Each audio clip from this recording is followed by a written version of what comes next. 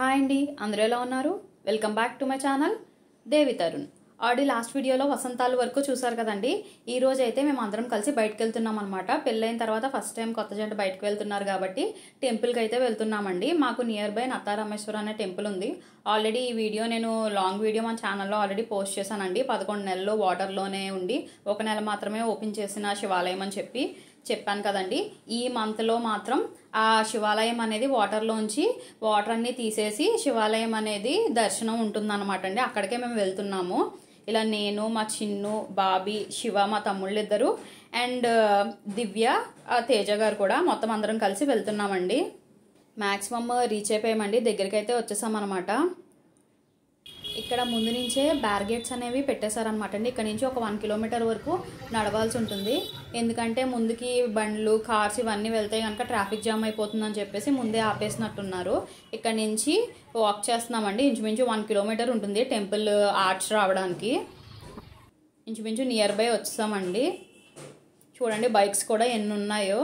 ఇది 1 మంత్ మాత్రమే ఓపెన్ చేసి ఉంచుతారు కాబట్టి ఈ శివాలయాన్ని చూడడానికి చాలా మంది భక్తులు చాలా దూరం నుంచి కూడా వస్తారనమాట అండి. చిన్న తీర్థం టైప్లో జరుగుతుంది అనమాట. ఇక్కడ నుంచి ఇలా రైట్ సైడ్ ఇక్కడ ఆర్చ్ ఉంటుంది అనమాట. ఈ ఆర్చ్లోంచి లోపలికి వెళ్తే మనకి టెంపుల్ అనేది వస్తుంది.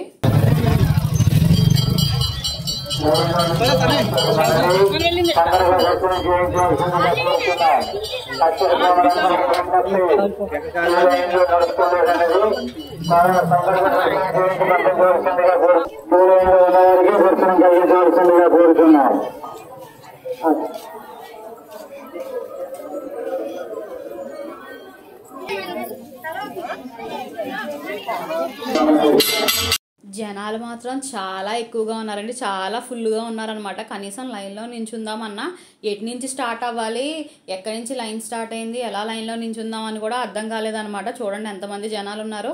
లైన్ ఉంది కానీ ఇది అసలు ఎక్కడి నుంచి స్టార్టింగ్ కూడా అర్థం కాలేదనమాట. ఫస్ట్ అయితే ఇలా మిడిల్లో ఇంకొక టెంపుల్ ఉంటుందండి. టోటల్గా ఇక్కడ 3 శివాలయాలు ఉంటాయి అనమాట. ఫస్ట్ అయితే 2 శివాలయాలని దర్శనం చేసేసుకున్నాం. దర్శనం చేసుకున్న తర్వాత ఇది వాటర్లో ఉండే శివాలయం అనమాట అండి.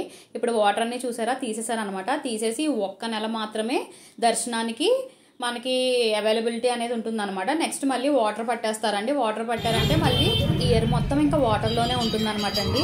దర్శనానికి చాలా ట్రై చేసాం కానీ మిగతా 2 శివాలయాల దర్శనాలు అయితే ఏదోలా కంప్లీట్ చేసుకున్నాం కానీ ఆ టెంపుల్కి అయితే దర్శనం చాలా ట్రై చేసామండి. అస్సలు కంప్లీట్ అవ్వలేదన్నమాట. ఏదోలా అక్కడి నుంచే దూరం నుంచి దండం పెట్టుకుని అయితే వచ్చేసాం అనమాట. మధ్యలో ఒక ఐస్ క్రీమ్ బ్రేక్ తీసుకుని మంచిగా ఐస్ క్రీమ్ తినేసి అక్కడి నుంచి మేమైతే నెక్స్ట్ మల్లిపూడి వెళ్ళామండి. అది కూడా చాలా పురాతనమైన శివాలయం అనమాట. అక్కడికైతే వెళ్తున్నామండి. ఇప్పుడు ఇదేనండి టెంపుల్. శ్రీ ఉమా వాసుకి రవి సోమేశ్వర స్వామి వారి దేవాలయం అనమాట అండి. ఇది చాలా పురాతనమైన శివాలయం అండ్ ఇక్కడ గోదావరి నది కన్నా పురాతనమైన గోస్తని నది ప్రవహిస్తూ ఉంటుందంటండి. టెంపుల్ లోపలికి అయితే వెళ్ళిపోదాం, వచ్చేయండి. ఆల్రెడీ నేను ఈ టెంపుల్కి సంబంధించిన లాంగ్ వీడియో కూడా మన ఛానల్లో పోస్ట్ చేశానండి. ఒకవేళ చూడకపోతే కనుక లాంగ్ వీడియో చూసేయండి.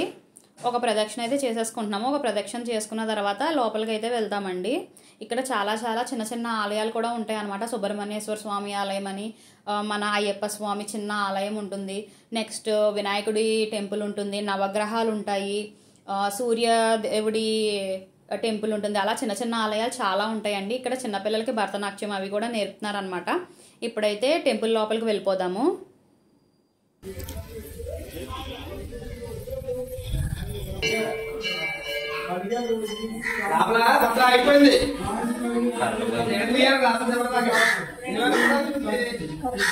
దర్శనం అయితే కంప్లీట్ అయిపోయిందండి. నత్తారామేశ్వరం వెళ్ళిన వాళ్ళు మాక్సిమం చాలా మంది వరకు ఇక్కడ మల్లిపూడి శివాలయానికి కూడా వస్తారనమాట. అందుకని ఇక్కడ కూడా కొంచెం రష్ అనేది ఉంది. కానీ దర్శనం మాత్రం చాలా బాగా కంప్లీట్ అయిందనమాట. ఇక్కడ బయట ఇలా శిలల పైన కూడా దానికి సంబంధించిన స్టోరీ మొత్తం రాశారండి. అందరూ ఈ లోపల ప్రాంగణంలో ఉన్న టెంపుల్స్ మాత్రమే చూసుకుని వచ్చేస్తారు. దీనికి ఇక్కడ చిన్న డోర్ ఉంటుందండి. ఆ డోర్ లోపలికి వెళ్ళామంటే కనుక ఇక్కడ ఇంకొక టెంపుల్ ఉంటుందన్నమాట. ఇక్కడ చూసారండి, గోదావరి నది కన్నా పురాతనమైన గోస్తని నదికి మార్గము అని చెప్పి ఉంది. ఇక్కడ నుంచి లోపలికి వెళ్ళాము అంటే ఇది ఇంకో టెంపుల్ అనమాట అండి. శ్రీ కంచి కామాక్షి అమ్మవారి టెంపుల్ అనమాట అండి. ఇక్కడ కూడా దర్శనం అనేది కంప్లీట్ అయిపోయింది. ఇటు నుంచి సేమ్ అటు సైడ్ ఇంకొక డోర్ ఉంటుందండి. అటు సైడ్ నుంచి బయటికి వెళ్ళామంటే మనకు అక్కడేమో సుబ్రహ్మణ్యేశ్వర స్వామి టెంపుల్ ఉంటుందన్నమాట. అలా ఈ 2 టెంపుల్స్ మన గుడి ప్రాంగణానికి బయట ఉంటాయి అనమాట అండి. ఇవి కూడా చూసుకోవాలి కంపల్సరీగా.